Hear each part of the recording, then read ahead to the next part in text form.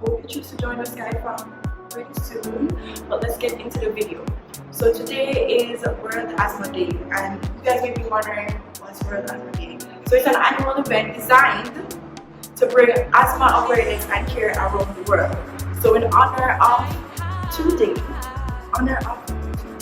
I want to speak some facts you may know or may not know about asthma. Yeah. So in today's episode, it's all about asthma.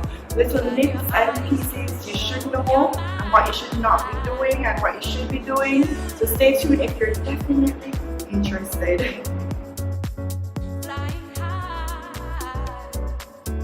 What's asthma? Asthma is a lung condition, right? We're pretty sure half of them know this. At least half of them know that asthma is a lung condition. But what do we mean by a lung condition? We mean that it's like an inflammation of the airways, the narrowing of the airways, preventing causing shortness of breath, preventing you from breathing properly. That is what asthma is. Can you imagine people out there are going through this where their body just decide to just release some cytokines that cause you to just can't breathe properly? That can feel good. And like for those who don't have it, maybe you know someone that has it. So definitely stick around and see how you can pass on the information to them from my video. It's even to share with them or just with some knowledge with them, like Skylar told me, then do that. Keep doing that. Alright. So when you come to asthma, there are two main types of pump, and both those are our rescue inhalers and our maintenance inhalers. So our maintenance inhalers are like the Beckley shown here. Of course, we have different types of maintenance inhaler or your controller inhaler, like the Beckley, but I'm showing you this one now, which is the Beckley, your brown pump. A lot of people are familiar with this pump. So of course, what is your maintenance inhaler? Your maintenance inhaler is the inhaler you take every day, often 1 or 2 puffs 2 times daily, depending on your physician and what you need to control your symptoms. So the maintenance pump, of course, is self-explanatory, right?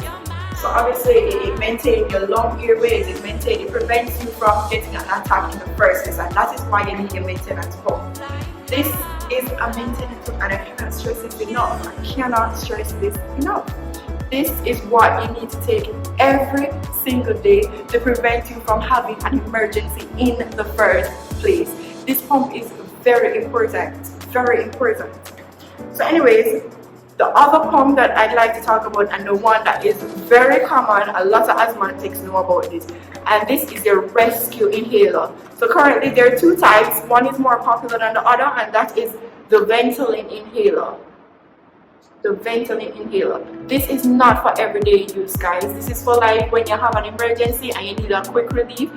This is what you use, and not for every day. You understand what I'm saying?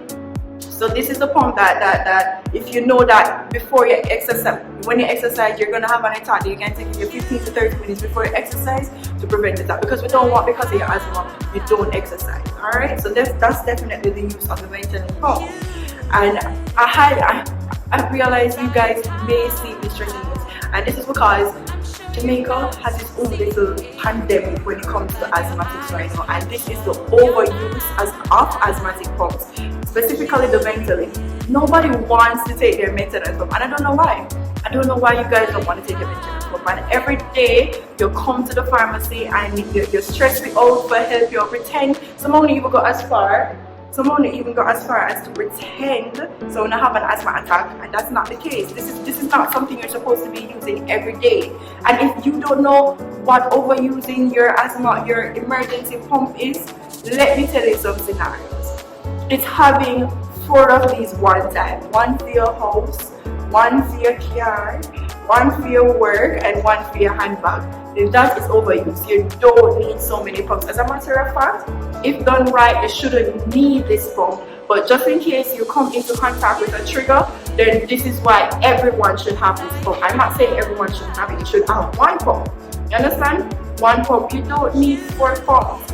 Another case of overuse is when you come to me and you want to help out with a Ventolin. Someone who don't even know the Ventolin though it's a prescription item. It's not an over-the-counter item. I'm gonna treat it like it's an over-the-counter item, and it's not an over-the-counter item. So another example of maybe you may be overusing your asthma pump, and that's coming to the pharmacy and ask, can I get a help pump? I want to ask you, where's your brown pump? Which brown pump? Like, what do you mean, which brown pump? Or where's your other pump? I only get one pump. Why you only get one pump? Like, why you only get one pump? How often are you using your asthma pumps? How often are you using your Ventolin? Miss sometimes 4 times a day. Miss sometimes 6 times a day. Every day? Need it for breathe? No. If you find yourself using your pump more than 3 times a week, that's when you go to your doctor and you say, Doc, I'm using my pump way too often now. Is there something else I can get? And this is where the maintenance pump comes in. It gives you this so that you don't have an attack in the first place. Another example to show that you may be overusing or misusing your Ventolin pump, and that is using your pump when you're having an anxiety attack. An anxiety attack is not an asthmatic attack. Sometimes you just need for breathing and one pump and you're fine. Why are you using your pump for an anxiety attack? We actually have stuff to help with those for anxiety that are not pump related. That's a misuse of your asthma pump. Another example of misusing your asthma pump is if you realize your asthma symptoms just like get worse and worse and worse. And of course, it will get worse. If you use your Ventolin pump too often, then guess what? Your body get used, not even your body, your lungs, your airways, your bronchi. No, I use them big words at one time, but your lungs, your airways, it get used to being expanded, and it stays expanded after a while. The overuse of this medication causes your body to change its natural state and to become a lot bigger, because guess what? You always make me big. You always get my bigger. You always make me big. So clearly, I need to stay this size, and that's what the body does. It says, hey, I need to stay this size. So guess what? No, you use your Ventolin pump and it's not even working for you, or it requires way more doses than normal. That is an indication to you that you are misusing your Ventolin pump. This is something I'm very passionate about, guys, because I find myself lately trying my best, well, not lately, I've always done that, to educate you guys on what each pump is for. And because we're sitting on the way, we're not even take the little education we may try to deliver on just make the cat in the pump and I'm gonna make me dead. Like, no, this is not how it works. You need to go and see a doctor. You need to go and see a doctor. The pharmacist is not a doctor. We're just here to deliver, which is good too. We're here to deliver drug education. We're glad to deliver that. You get what I'm saying? But it's very important that you see a doctor so that you don't have these emergencies in the first place. You can, that is possible. It is possible for you not to have an asthmatic attack every day. That is possible. It's like when you don't think it's possible. It's like when you don't think it's possible. And that's what I'm realizing right now. Maybe you guys don't think that it's possible that you'll go a day without an asthma attack. And yes, you will. All you have to do is see a doctor and to be properly assessed. Now, how do I communicate to my doctor that what do I need to ask my doctor? What do I need to ask my doctor to ensure that I don't have these attacks? And I have 3 words for you. It's called a written action plan. If your doctor don't already do it for you already, which they should, then you ask them to do it. Now, what is a written action plan, you may be wondering? A written action plan is where you discuss with your doctor, what do I do in case of different scenarios? So this is where the doctor is, alright, if you find that you use your pump more than 3 times a week, 4 times a week, if you find out, say, you just walk down the road and you just can't breathe, you have an asthmatic attack. If you find out, say, you can't even sleep due to asthma attack, this is what you do. Instead of taking 1 puff twice daily off your maintenance sum, you step up to 2 puffs twice daily. This is what an action plan is for. It tells you when to call your doctor, when to go to the emergency room, how to step up, how to step down. And if you don't know what step up means, increase your dose, and what to increase your dose to if you're experiencing this, or If you control, try to step down a little bit, step down one step further and see if you're still alright. That is the purpose of an written asthma action plan.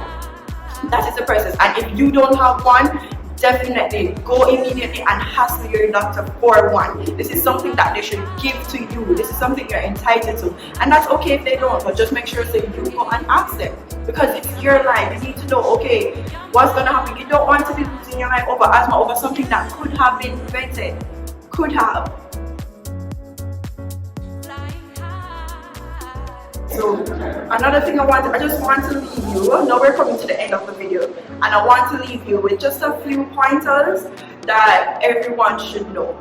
So 1, ask your doctor for a written action plan. 2, definitely consult your doctor, your pharmacist, or even YouTube on proper inhaler techniques. When to prime, when not to prime. That's very important.